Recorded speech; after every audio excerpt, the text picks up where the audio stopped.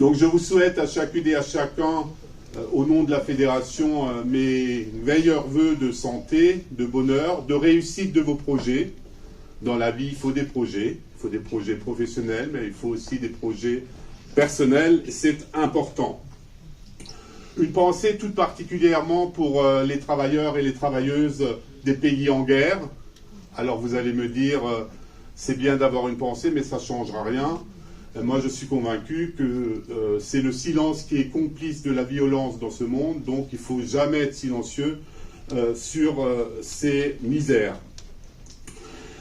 Voilà, donc nous devons continuer partout et en tout lieu de parler de paix. La paix, c'est ce qu'il y a de plus cher dans nos vies. Alors, je voulais très rapidement vous évoquer les événements marquants de 2023, quelques perspectives de 2024, et puis notre président, notre ami Cyril, complétera sur des parties un peu plus communes à toutes les professions.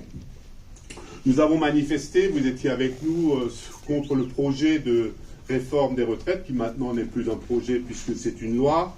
Donc là encore, avec le recul, merci à toutes et à tous d'avoir été à nos côtés pour montrer au gouvernement d'abord la solidarité des travailleuses et des travailleurs, mais aussi pour montrer qu'une vie, c'est certes le travail, mais ce n'est pas que le travail.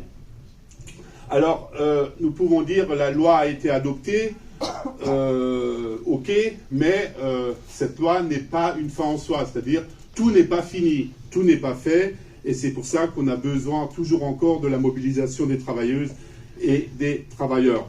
Par exemple, et c'est cher à notre Fédé, nous avons les salariés à temps partiel, dont tout le monde s'en fout, personne n'en a parlé, ou pas beaucoup, dans cette réforme des retraites. Donc aujourd'hui, un salarié à temps partiel qui se lève 5 fois par semaine pour aller travailler, au moment de liquider ses droits à la retraite, vous savez qu'il touche à peine plus que le minimum vieillesse. Nous ne demandons pas l'abandon du minimum vieillesse. Il va de soi. La solidarité est une notion chère à la CFTC.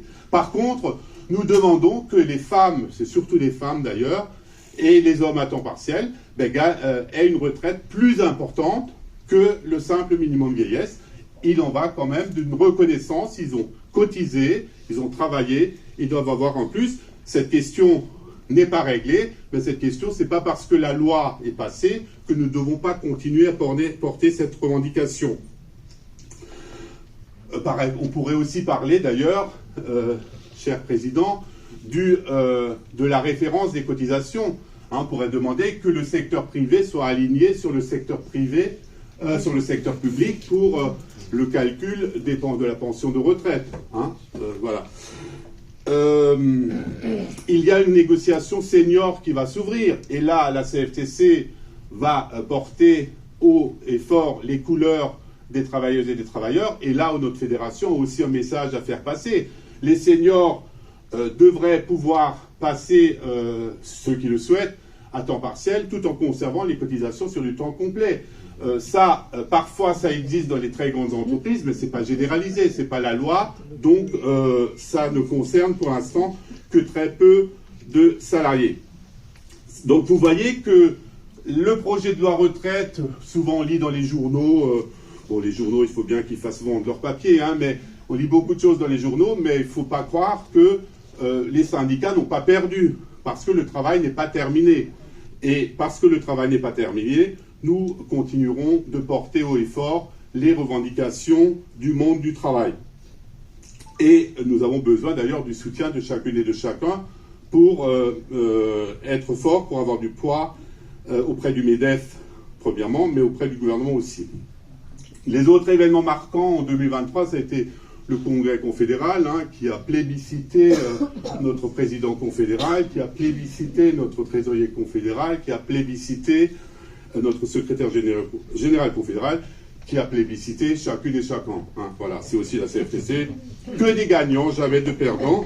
C'est aussi une marque de fabrique de la CFTC. Nous avons malheureusement connu aussi en 2023 des défaillances ou des reprises d'entreprises, des défaillances d'entreprises, surtout dans le commerce.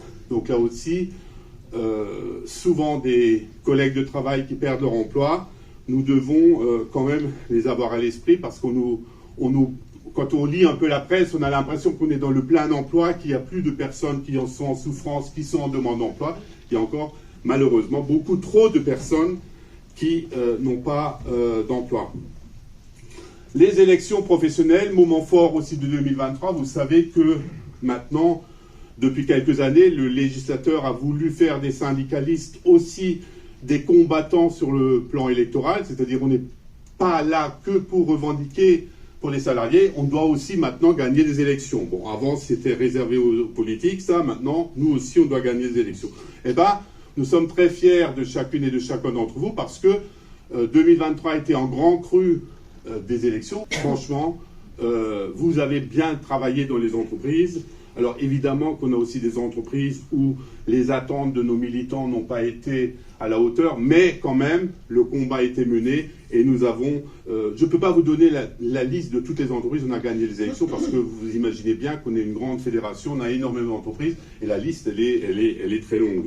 Voilà. Mais on peut dire à notre président confédéral que l'addition de toutes ces voix, ben, ça vient au crédit de notre confédération. Hein, donc c'est du plus pour notre CFTC et on en est tous fiers.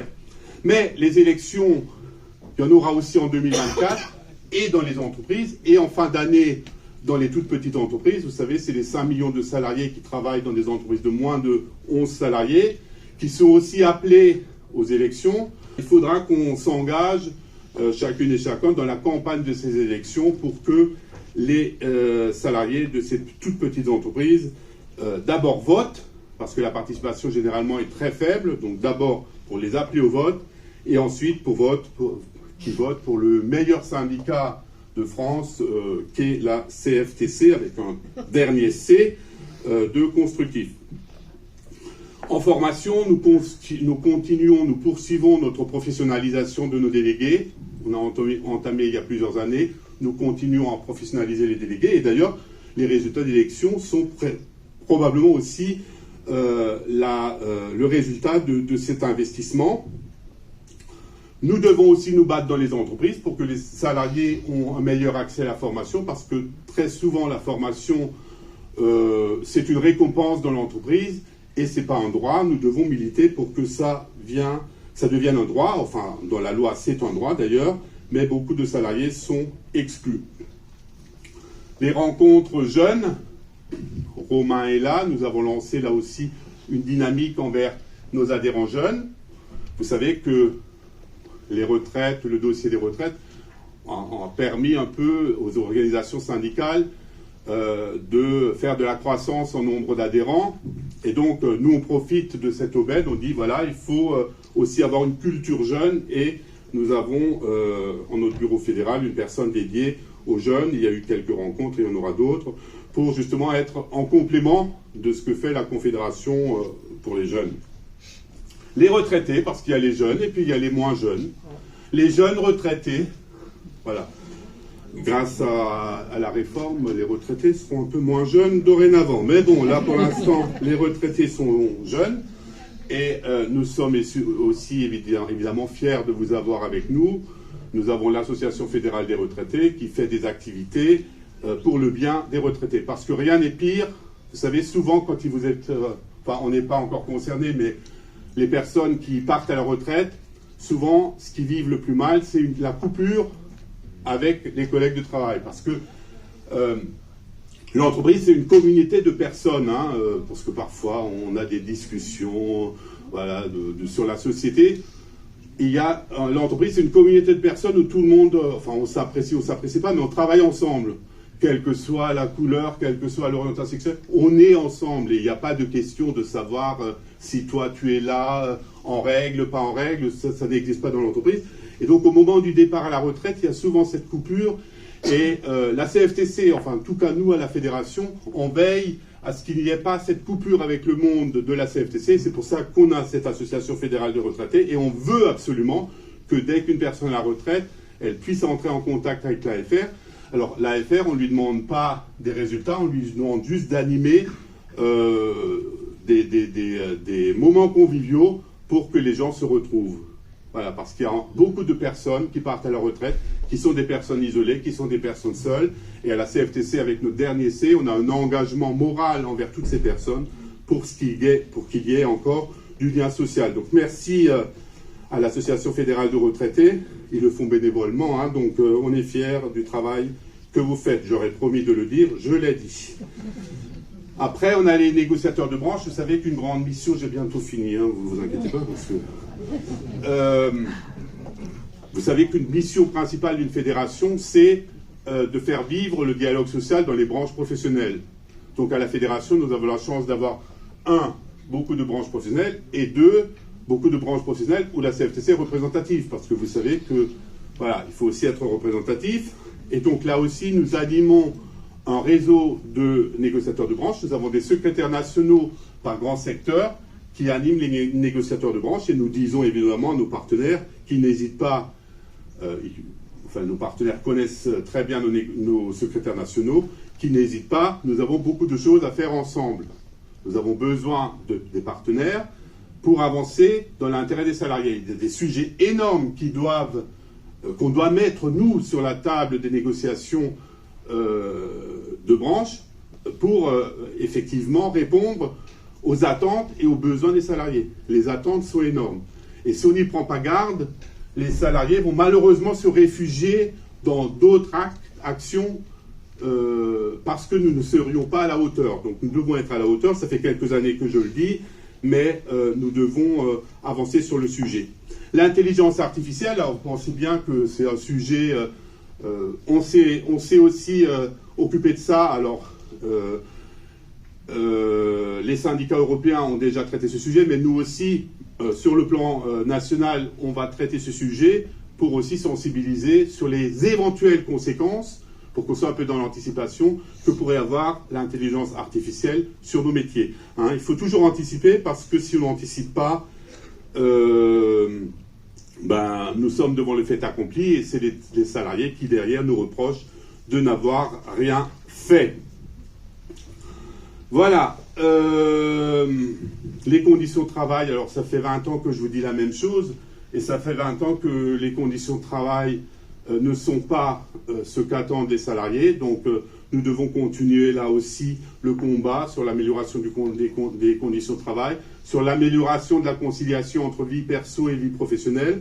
Il y a des choses qui se font, c'est vrai, surtout dans les secteurs où on a du mal à recruter, mais dans les secteurs où le recrutement va à peu près bien, ces sujets n'avancent pas beaucoup. Alors, pour conclure, en cette nouvelle année, nous accordons une pensée aux demandeurs d'emploi, j'en ai déjà parlé, et je voudrais conclure en citant, vous savez que la fédération est aussi engagée, très engagée dans les syndicats européens, parce que nous avons besoin d'être engagés dans les syndicats européens pour être présents dans les CE européens, hein, ou dans les thématiques qui sont traitées au niveau européen ou international.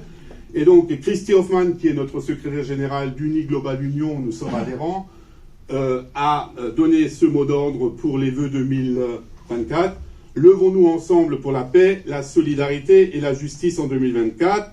Voilà ce qu'elle a dit. Moi, je rajoute, vive la CFTC et vive cette nouvelle année pour laquelle je renouvelle à chacune et à chacun d'entre vous mes meilleurs vœux de santé et de bonheur. Merci à vous.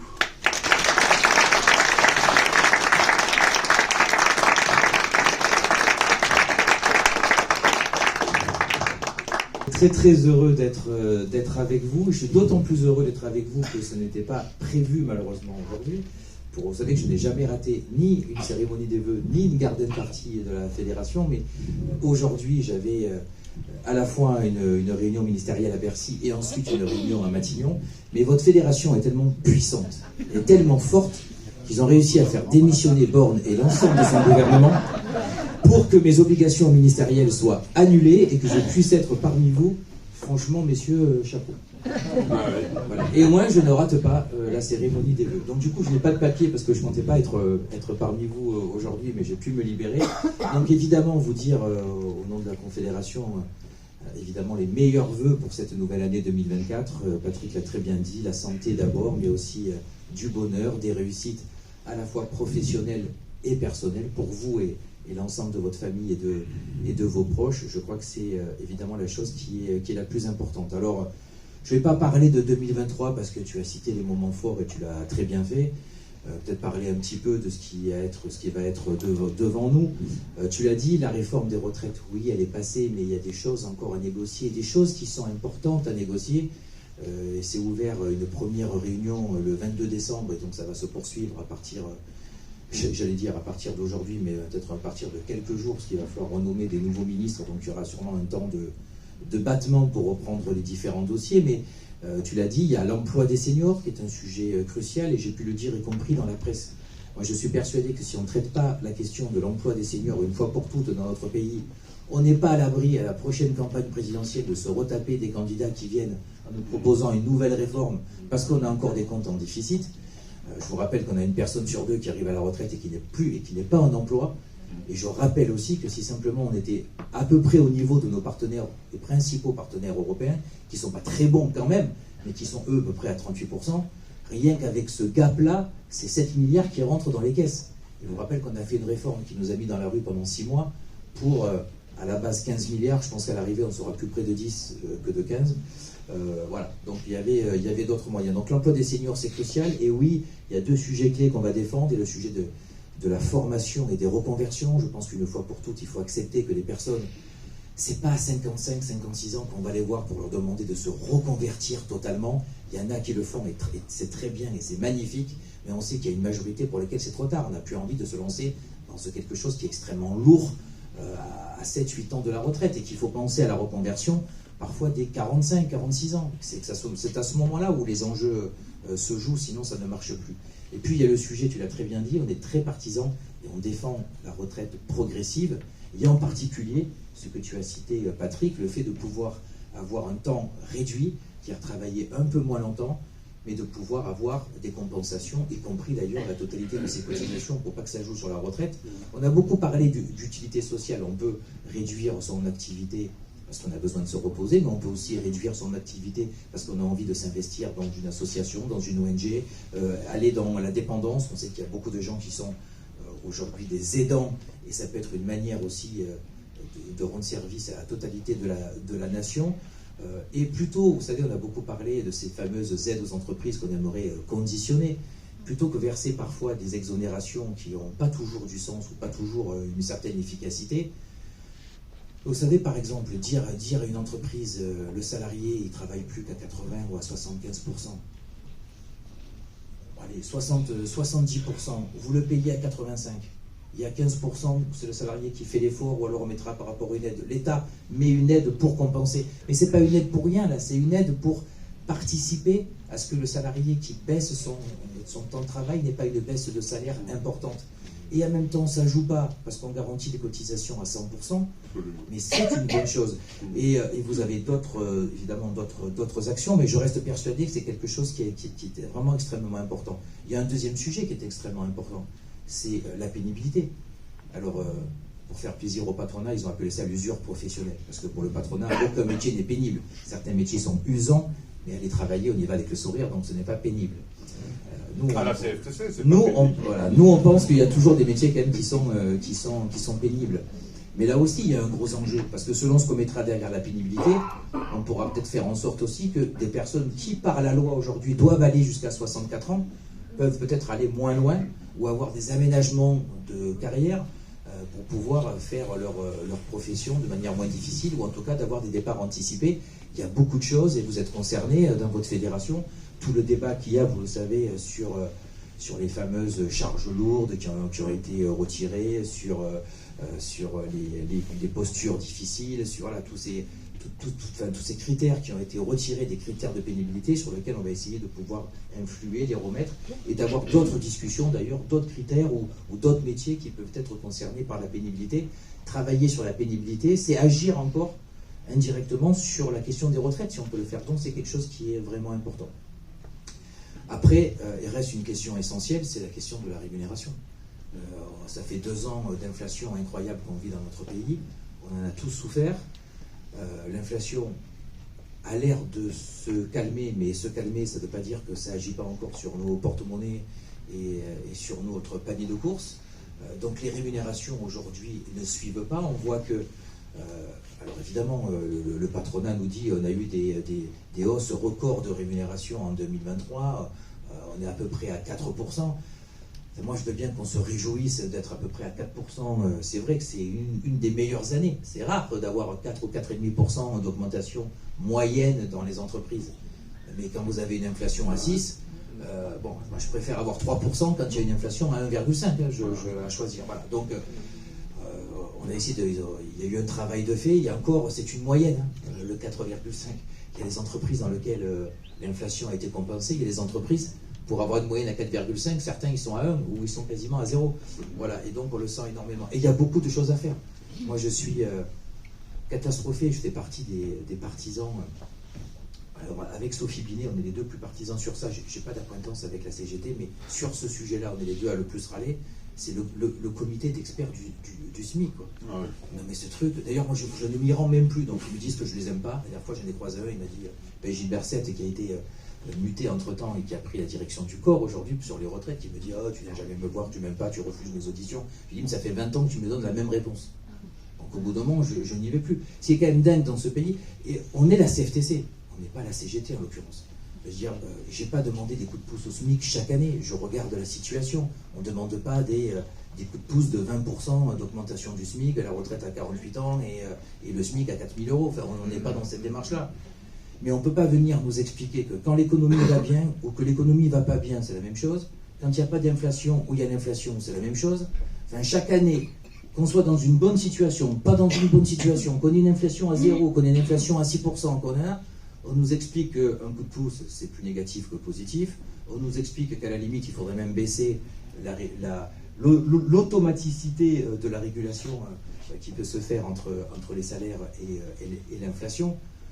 Bon, donc, une fois de plus, on n'a pas de coup de pouce. Et on ne fait pas partie de ceux qui demandent un coup de pouce chaque année, encore une fois. Donc ça, c'est un vrai sujet. On a le sujet des négociations dans les branches. C'est toujours pas réglé. Vous savez que suite à la conférence sociale, on doit attaquer ce sujet-là, mais on ne l'a pas encore commencé.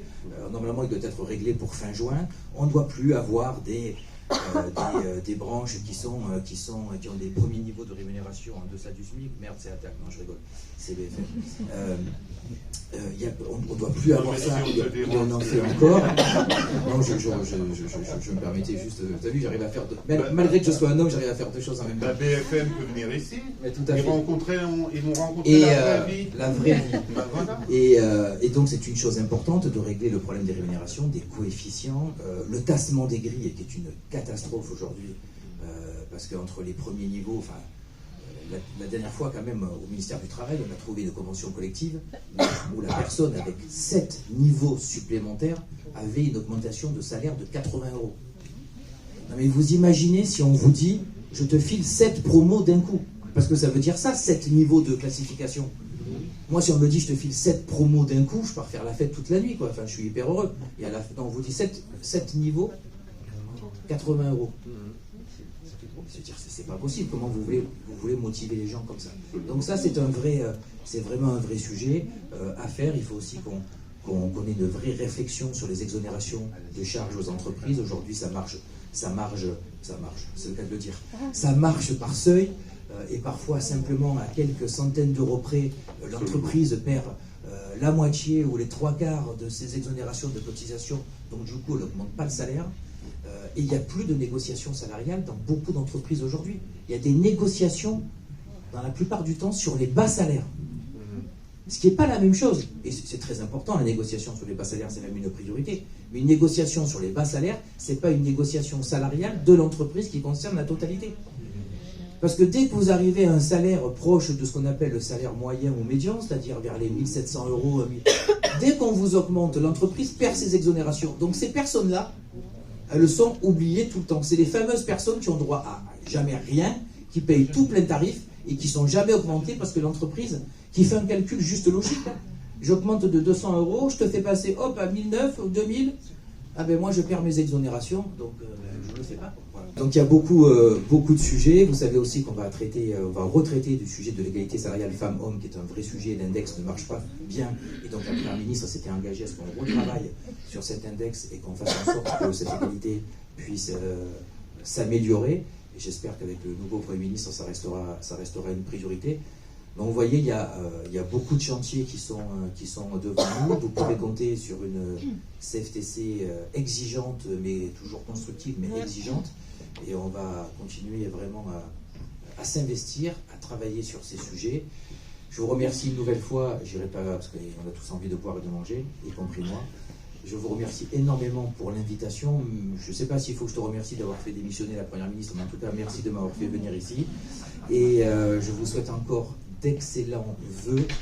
Vous dire que 2024, je compte sur vous. Patrick l'a dit, les résultats 2023 sont plutôt bons. Il y a de bons résultats, et je le dis très franchement, 2023 a été plutôt une bonne année.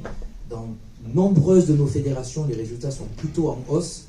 Donc, je suis très optimiste sur les résultats de la représentativité, et je vais faire une pondération tout de suite, parce que Patrick en a parlé, et je tenais à en dire un mot.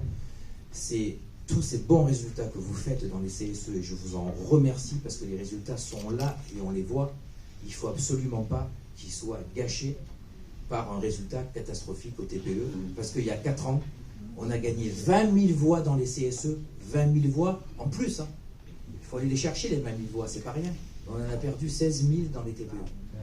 Et ça fait que notre représentativité nationale a quasiment pas bougé, que de 0,1, parce que votre bon travail a été gâché par des mauvais résultats dans les TPE. Et donc il faut qu'on arrive à avoir un résultat convenable dans les TPE. Moi je vous dis clairement, si on ne s'était pas planté dans les TPE il y a 4 ans, les 10%, on les avait déjà passés.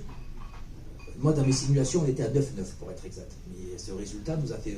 on a gagné 0,5 dans les CSE, on a perdu 0,4 dans les TPE, ou 0,3. C'est ça le problème.